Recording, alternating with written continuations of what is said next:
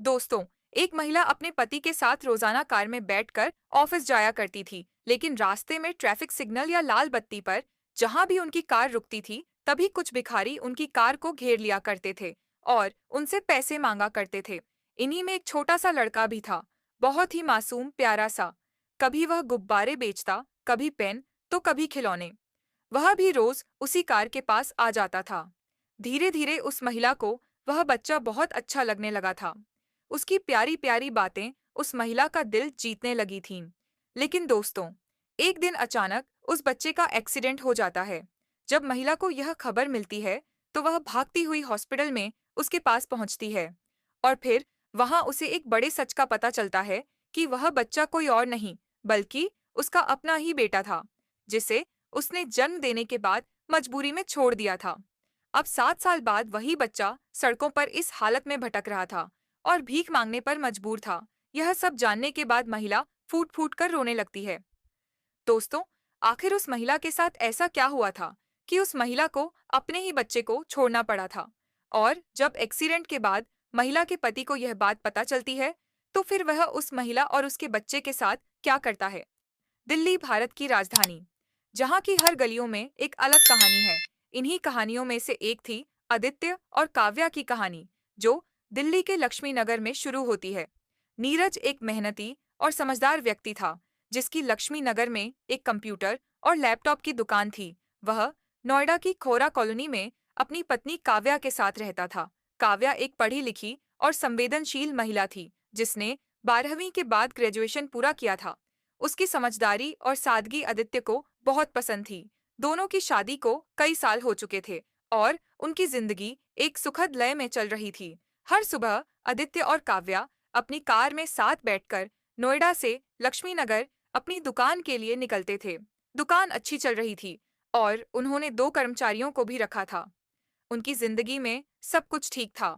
एक सुंदर घर, अच्छी कमाई और एक दूसरे का साथ। काव्या उस समय 5 महीने की गर्भवती थी और दोनों अपने आने वाले बच्चे को लेकर उत्साहित थे। लेकिन रास्ते में लक्ष्मी नगर की रेड लाइट पर उनकी जिंदगी में एक अनजानी कहानी जुड़ने वाली थी। लक्ष्मी नगर की रेड लाइट दिल्ली की उन व्यस्त चौराहों में से एक थी, जहां ट्रैफिक का रुकना आम बात थी। जब भी आदित्य की कार वहां रुकती, आसपास के बच्चे और लोग गाड़ियों को घेर लेते। कोई पैसे मांगता, कोई फूल बेचता, तो कोई शीशा साफ करने की कोशिश करता।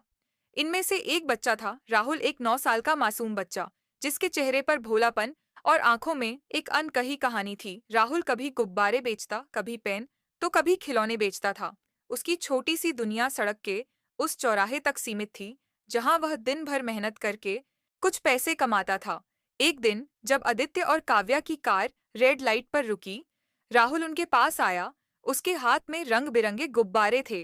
वह काव्या की तरफ देखकर बोला, आंटी, गुब्बारे ले लो, बहुत अच्छे हैं।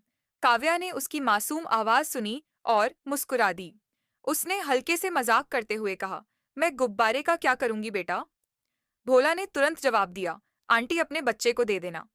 काव्या, जो उस समय गर्भवती थी, हंस पड़ी और बोली, मेरा बच्चा तो अभी पैदा भी नहीं हुआ।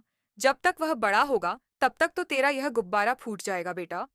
राहुल ने अपने राहुल अंदाज में कहा, नहीं फूटेगा आंटी, अगर आप नहीं फोड़ोगी तो यह फूटेगा नहीं। राहुल की यह बात सुनकर काव्या का दिल पिघल गया। काव्या ने राहुल से कहा, बेटा, आपका नाम क्या है? तो राहुल ने काव्या को बताया, आंटी, मेरा नाम राहुल है, बहुत प्यारा नाम है। काव्या ने कहा। फिर काव्या ने राहुल के सिर पर हाथ फेरा और 2 गुब्बारे खरीद लिए। उसने गुब्बारों के पैसे दिए और चुपके से 200 रुपया अतिरिक्त राहुल की जेब में डाल दिए। राहुल की आंखों में चमक आ गई और वह खुशी से दूसरी गाड़ी की तरफ चला गया। उस दिन सिग्नल हरा हो गया और आदित्य ने कार आगे बढ़ा दी। कोमल की नजरें राहुल को देखती रहीं और उसके मन में भोला के प्रति एक अनजाना सा लगाव जाग उठा था। उस दिन के बाद काव्या और राहुल की मुलाकातें रेड लाइट पर नियमित होने लगीं। हर 2-4 दिन में जब भी रेड लाइट पर कार रुकती, भोला अपनी छोटी सी टोकरी या गुब्बारों के साथ उनकी गाड़ी के पास आ जाया करता था। कभी वह पेन बेचता, तो कभी छोटे छोटे खिलौने। एक दिन काव्या ने देखा कि राहुल पेन बेच रहा था। उसने शीशा नीचे किया और पूछा, क्या बात है? राहुल आज गुब्बारे नहीं पेन बेच रहा है। राहुल ने हंसते हुए कहा, आंटी, गुब्बारे तो फूट जाते हैं, उसमें नुकसान हो जाता है, यह पेन ले लो। 15 रुपये का एक है। काव्या को पेन की जरूरत नहीं थी, लेकिन राहुल की मासूमियत ने उसे फिर से प्रभावित किया। उसने 5 पेन खरीद लिए और इस बार भी उसे अतिरिक्त पैसे दे दिए। धीरे धीरे काव्या और राहुल में एक अनोखी दोस्ती बन गई। काव्या को राहुल का भोलापन, उसकी सादगी और उसकी मेहनत बहुत पसंद थी। वह राहुल से बात करने के लिए उत्सुक रहती थी। राहुल भी काव्या को आंटी कहकर पुकारता और अपनी छोटी छोटी बातें साझा करता।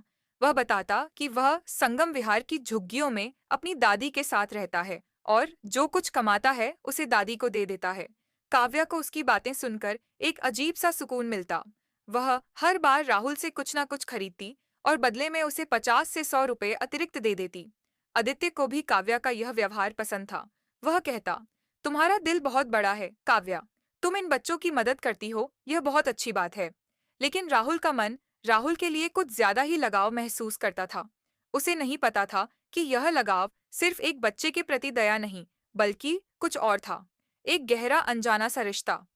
एक दिन जब काव्या और आदित्य की कार रेड लाइट पर रुकी, काव्या की नजरें राहुल को ढूंढ रही थीं। वह चाहती थी कि उसकी गाड़ी रुके और वह राहुल से बात कर सके, लेकिन उस दिन राहुल कहीं दिखाई नहीं दिया। काव्या का मन बेचैन हो गया। तभी कुछ बच्चे दौड़कर उनकी गाड़ी के पास आए और बोले, आंटी, आप राहुल को ढूंढ रही हैं क्या? काव्या ने बच्चों से कहा, हाँ, राहुल कहाँ है, आज दिखाई नहीं दे रहा। बच्चों ने बताया, आंटी, उसका एक्सीडेंट हो गया है। यह सुनते ही काव्या का दिल धक से रह गया। उसने कांपते स्वर में पूछा, क्या बात कर रहे हो, कैसे हुआ, कब हुआ, वह कहाँ है? बच्चों ने बताया कि राहुल संगम विहार की झुग्गियों में रहता था। उस दिन सुबह जब वह घर से रेड लाइट की ओर निकला तो एक तेज रफ्तार कार ने उसे टक्कर मार दी। बच्चे बोले, आंटी, उसकी हालत बहुत खराब है, उसके सर में काफी चोटें आई हैं और उसे अस्पताल ले गए हैं। काव्य की आंखों में आंसू बहने लगे। उसने तुरंत आदित्य से कहा, मुझे राहुल के घर ले चलो, मेरा दिल नहीं मान रहा, मुझे उसे देखना है।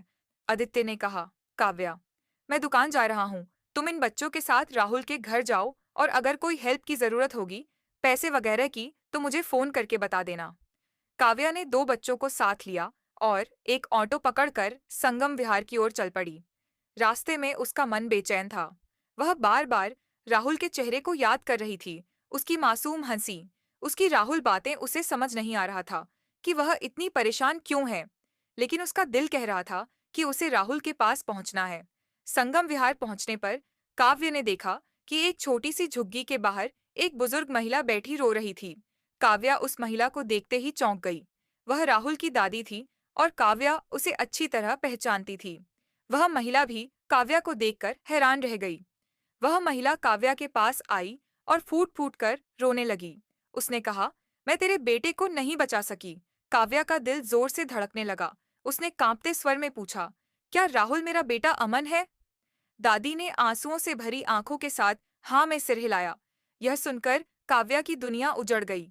वह चिल्लाने लगी, मेरा बेटा, मैं उसे पहचान भी नहीं पाई। मैं कितनी अभागन हूँ। वह अपने सीने को पीटने लगी और बेहोश होकर गिर पड़ी। आस पड़ोस की औरतें उसे संभालने आईं। वे हैरान थीं कि इतनी सभ्य और सुंदर महिला का बेटा सड़कों पर गुब्बारे बेच रहा था। जब काव्या को होश आया, उसने दादी से सारी बात पूछी। दादी ने बताया कि राहुल वही है जिसे तू प्यार से सोनू भी बुलाती थी। वह तेरा बेटा अमन है। दोस्तों, अमन काव्या का बेटा था, जिसे उसने कई साल पहले अपनी सास के पास छोड़ा था। काव्या की आंखों से आंसू रुकने का नाम नहीं ले रहे थे। उसने कहा, मैं उसे देखना चाहती हूँ, मुझे मेरे बेटे के पास ले चलो। दोस्तों, काव्या और अमन की पूरी कहानी को समझने के लिए हमें साल 2005 में वापस जाना होगा। काव्या, जो लखनऊ की रहने वाली थी, जब वह 18 साल की उम्र में थी, तो कॉलेज पढ़ाई करने के दौरान वह मोहित नाम के एक लड़के से प्यार कर बैठी। मोहित एक आकर्षक और बिंदास लड़का था, लेकिन उसके परिवार को यह रिश्ता मंजूर नहीं था। काव्या के माता पिता ने उसे बहुत समझाया, लेकिन काव्या ने उनकी बात नहीं मानी और उसने मोहित से कोर्ट में शादी कर ली। शादी के 2 साल बाद, यानी साल 2006 में, काव्या और मोहित के बेटे अमन का जन्म हुआ। काव्या अपनी छोटी सी दुनिया में खुश थी, लेकिन जल्द ही उसे मोहित और उसके पिता की असलियत पता चली। मोहित एक गैंगस्टर और शूटर का बेटा था, जो अपने पिता के साथ अपराध की दुनिया में लिप्त था। काव्या ने उसे कई बार समझाने की कोशिश की, लेकिन मोहित नहीं माना। साल 2007 में मोहित के दुश्मनों ने मोहित के पिता और मोहित की हत्या कर दी। काव्या अकेली रह गई और अब उसका एकमात्र सहारा उसका बेटा अमन था। लेकिन काव्या के माता-पिता, जो उसकी शादी से नाराज थे, एक दिन उसके पास आए। उन्होंने कहा, काव्या, मोहित अब इस दुनिया में नहीं है। तुम्हारी उम्र अभी कम है।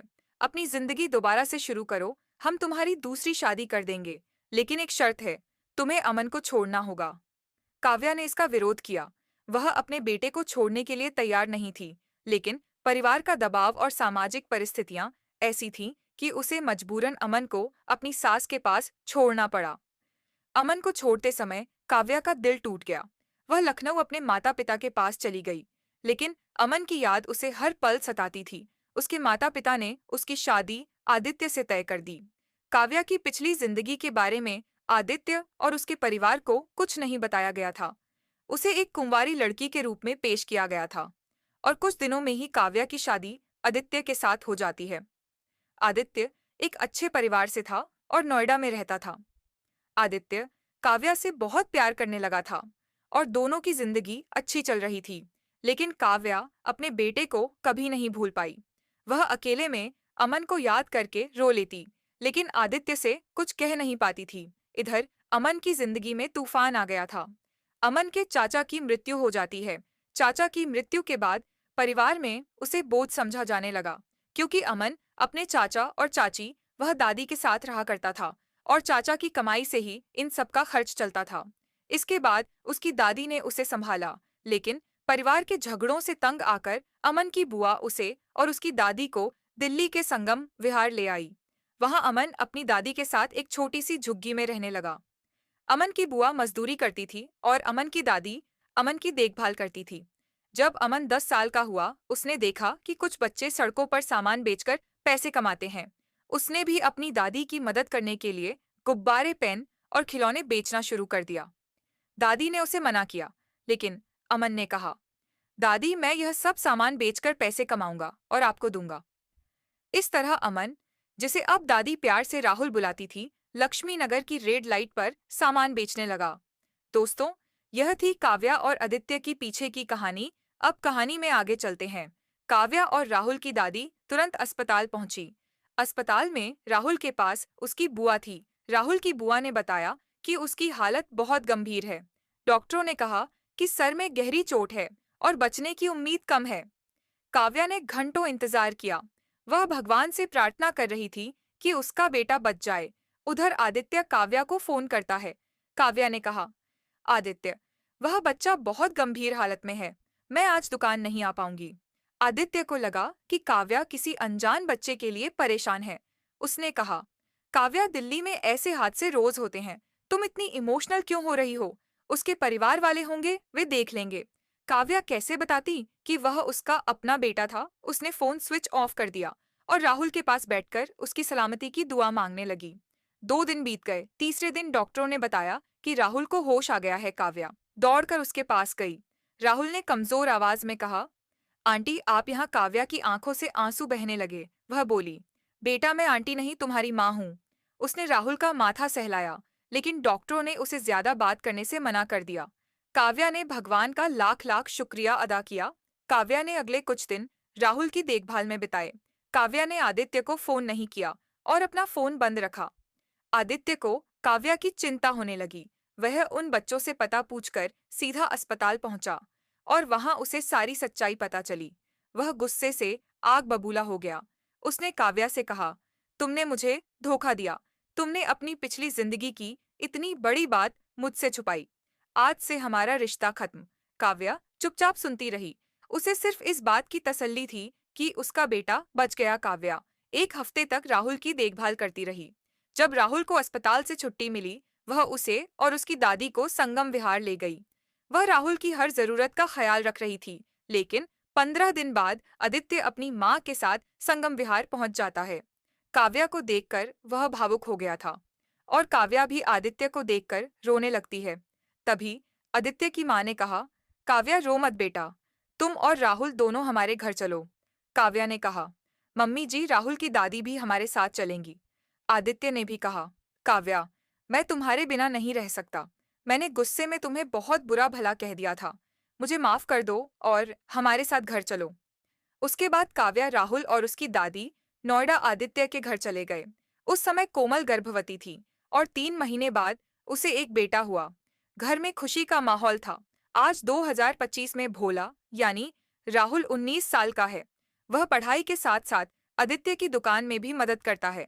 उसका छोटा भाई 7 साल का है। पूरा परिवार खुशी से नोएडा में रह रहा है।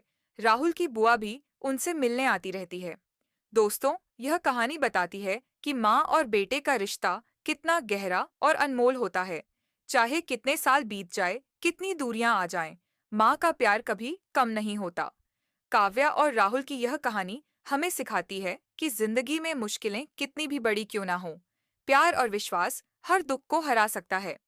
दोस्तों, अगर आपको यह कहानी दिल से अच्छी लगी हो, तो इस वीडियो को जरूर लाइक करें, अपने दोस्तों और परिवार वालों के साथ शेयर करें और कमेंट में मत जरूर लिखें।